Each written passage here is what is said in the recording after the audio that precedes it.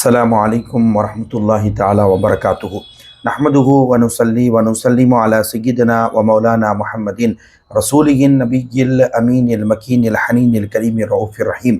وعلی آلہ الطیبین الطاہرین وصحبہ الکرام المتقین المخلصین وجمیع الاولیاء والصالحین وعلینا معہم اجمعین اما بعد۔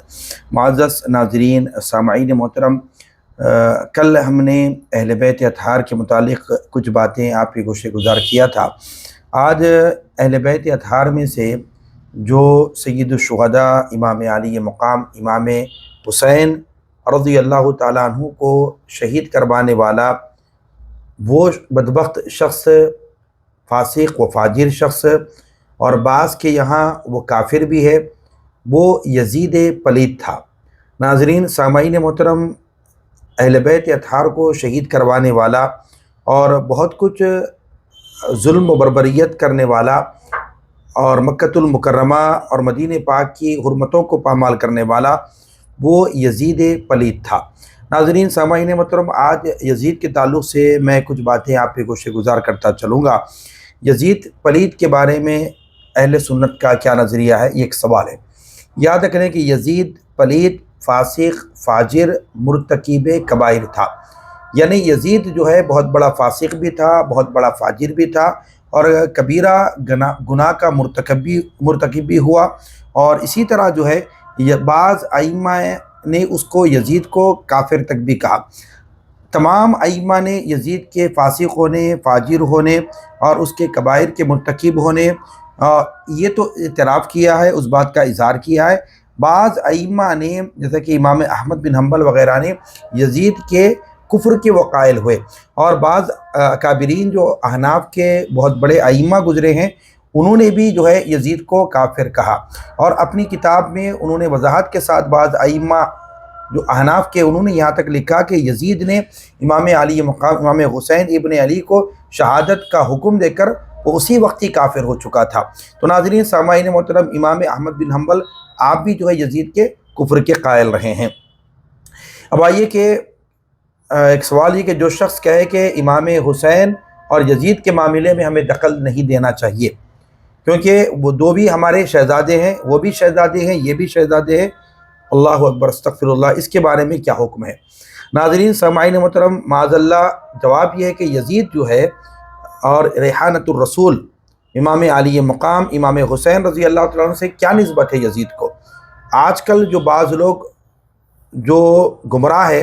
اور وہ لوگوں کو گمراہ کرنا چاہتے ہیں، وہ یہ کہتے ہیں کہ ہمیں ان کے معاملے میں کیا دخل، وہ بھی ہمارے شہزادے ہیں، یہ بھی ہمارے شہزادے ہیں۔ ایسا بکنے والا، ایسا کہنے والا وہ مردود ہے، خارجی ہے، ناصبی ہے، مستحق جہنم ہے۔ یعنی اگر کوئی یزید کی تائید کرتا ہے، یزید کی تعریف کرتا ہے، امام حسین کو بھی شہزادہ کہتا ہے، اور نعوذ باللہ یزید کو بھی جو ہے شہزادہ کہتا ہے، تو لہذا جو ہے ایسا کہنے والا شخص،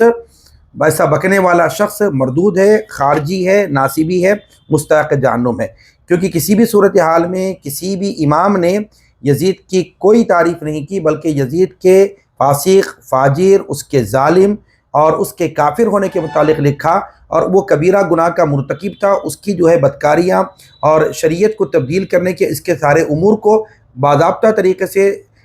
مورخین نے اس باضابطہ اپنی کتابوں میں اس کے جو ہے سیاہ کارناموں کو واضح طور پر لکھا۔ اگر کوئی اس کے بعد بھی یزید کو نعوذ باللہ شہزادہ کہتا ہے اور ان کو اہل بیت کے برابر لا کر کھڑا کرنے کی کوشش کرتا ہے، تو اور کوئی یہ کہتا ہے کہ یہ دو شہزادوں کی جنگ تھی، تو گویا ایسا کہنے والا ناصبی ہے، خارجی ہے، مردود ہے اور مستحق جہنم ہے۔ کیا یزید جنتی تھا؟ اب بہت سارے لوگ کہتے ہیں کہ جو ہے یزید جنتی ہے۔ اب آج کے جو طبقہ ہے جو اپنے آپ کو کہتا ہے کہ ہم جو ہے حدیث پر عمل کرنے والے ہیں، تو لہٰذا جو ہے بعض لوگ کہتے ہیں کہ یزید جنتی تھا، کیونکہ حدیث میں آیا کہ سب سے پہلے جو قسطنطنیہ پر حملہ کرے گا وہ بخشا ہوا ہے، اور سب سے پہلے حملہ کرنے والا یزید ہے۔ اس کی کیا حقیقت ہے؟ ناظرین، سامعین محترم، قسطنطنیہ پر سب سے پہلے حملہ کرنے والا یزید کا کوئی لشکر نہیں تھا، اور یہ حملہ کب ہوا اور اس کا آغاز کب ہوا، اس کے سلسلے میں کچھ باتیں آپ کے گوشے گزار کرنا چاہتا ہوں۔ تاریخ کی تمام تر کتابوں کے اندر یہ بات موجود ہے کہ قسطنطنیہ پر کب حملہ ہوا۔ اس کے بارے میں 4 اقوال ملتے ہیں، ایک 49 کا، ایک 50 کا، ایک 52 کا، ایک 55 کا۔ اور اس سے یہ معلوم ہوا کہ یزید جو ہے 49 سے 55 تک قسطنطنیہ کی جنگ میں شریک ہوا، چاہے وہ سپہ سالار کی حیثیت سے رہا ہو یا وہ معمولی سپاہی بن کر رہا ہو، مگر جو ہے قسطنطنیہ پر اس سے پہلے بھی حملہ ہو چکا تھا۔ 49، 50، 52، 55 یہ چار جو ہے نا یزید کے جو ہے یہ جنگ میں شریک ہونے کے تعلق سے جو روایات ملتی ہیں تاریخ کے اندر 49 سے 55 تک، اس سے معلوم ہوا کہ یزید جو 49 سے 55 تک قسطنطنیہ کی جنگ میں اگر وہ شریک بھی رہا، لیکن اس سے پہلے 49 سے پہلے ہی قسطنطنیہ پر پہلا حملہ ہو چکا تھا۔ وہ جو ہے پہلا حملہ جو ہوا تھا وہ جن کے سپہ سالار حضرت عبد الرحمن بن خالد بن ولید تھے، اور ان کے ساتھ حضرت ابو ایوب انصاری رضی اللہ تعالیٰ عنہ بھی تھے۔ تو لہٰذا حضرت عبد الرحمن بن خالد کا جب انتقال ہوا 46 یا 47 میں ہوا، جیسا کہ البدایہ و نہایہ کے اندر یہ بات موجود ہے۔ ابو داؤد کی روایت اور عبد الرحمن بن خالد کی تاریخ وفات کو ملانے سے معلوم ہوا کہ قسطنطنیہ پر حملہ 46 یا 47 میں پہلا حملہ ہوا، اور تاریخ کی معتبر کتابوں میں یہ بات شاہد ہے کہ یزید قسطنطنیہ کی ایک جنگ کے علاوہ کسی بھی جنگ میں شریک نہیں ہوا، اور وہ 49 سے 55 تک کے جو ہے اس کی تاریخ ملتی ہے، جبکہ قسطنطنیہ پر پہلی مرتبہ جو حملہ ہوا، پہلا جو لشکر کے ساتھ جو حملہ ہوا وہ 46 یا 47 میں ہوا۔ معلوم یہ ہوا کہ عبد الرحمن نے قسطنطنیہ پر جو پہلا حملہ کیا اس میں یزید شریک نہیں تھا۔ تو حدیث کے جو الفاظ اول جیش من امتی میں یزید داخل نہیں ہے۔ اب آئیے ناظرین سامعین محترم، یزید کے سیاہ کارنامے اگر آپ پڑھیں گے تو پتہ چلے گا کہ امام علی مقام امام حسین رضی اللہ تعالیٰ عنہ کی شہادت کے بعد بھی اس نے جو ہے مدینہ پاک کی حرمتوں کو اس نے پامال کیا، اور 3 دن تک مدینہ پاک کی حرمت پامال رہی، اور ممبر رسول کے پاس گھوڑے اور سواریاں باندھی گئی جو ممبر رسول پر پیشاب و لید کیا کرتے تھے، اور 3 دن تک مدینہ پاک کی عورتوں کو جو ہے اس نے حلال کر دیا تھا، اور کئی عورتوں کے ساتھ جو ہے اس کے بھجائے ہوئے لشکر نے بدکاریاں کی، جو ہے نا ان کے ساتھ جو ہے زبردستی کی، جس کی وجہ سے ہزاروں عورتیں جو ہے بدکاری کی وجہ سے وہ حاملہ بھی ہو چکی تھی۔ تو لہٰذا ناظرین سامعین محترم، اس کے علاوہ بھی یزید نے مکۃ المکرمہ میں خانہ کعبہ پر بھی اس نے حملہ کروایا، اور خانہ کعبہ کے غلاف کو اس نے جلوایا، اور اسی وقت ہی یزید کے مرنے کی اطلاع پہنچی۔ ناظرین سامعین محترم،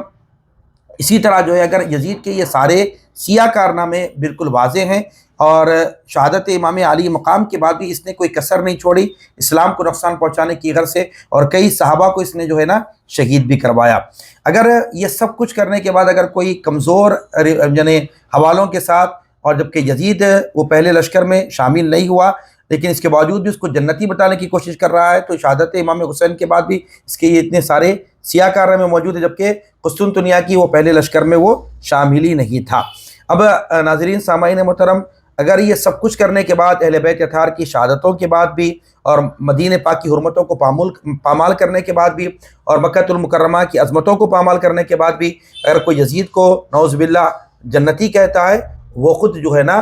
جہنم میں یزید کے ساتھ جانے والا ہوگا، کیونکہ یزید کے ایسے بہت سارے سیاہ کارنامے ہیں جو تاریخ کے اندر ملتے ہیں۔ رسول پاک صلی اللہ علیہ وسلم نے خود فرما دیا تھا کہ میرے بعد میری امت عدل و انصاف پر قائم رہے گی، میری سنتوں پر عمل پیرا رہے گی، یہاں تک کہ ایک شخص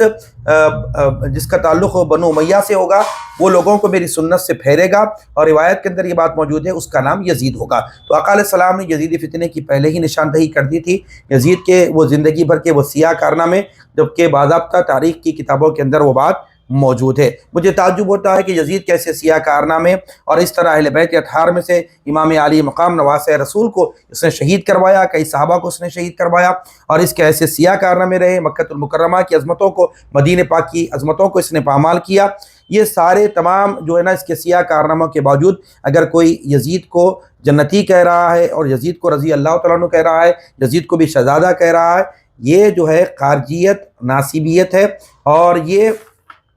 ایسا کہنے والا شخص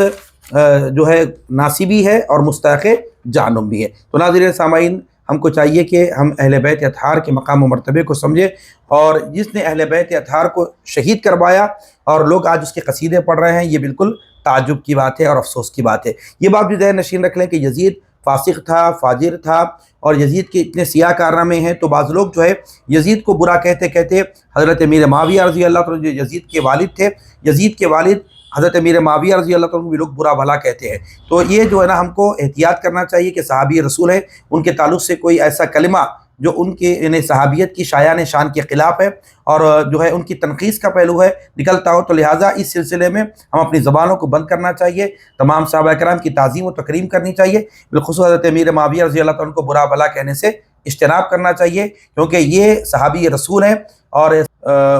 تمام صحابہ کرام کی تعظیم و تکریم کریں۔ اللہ رب العالمین کی بارگاہ میں دستبہ دعاؤں، پروردگار عالم ہم سب کو میرے مولا حضور نبی کریم صلی اللہ علیہ وسلم کے اہل بیت اطہار اور آقا علیہ السلام کے تمام اصحاب کی تعظیم تکریم کر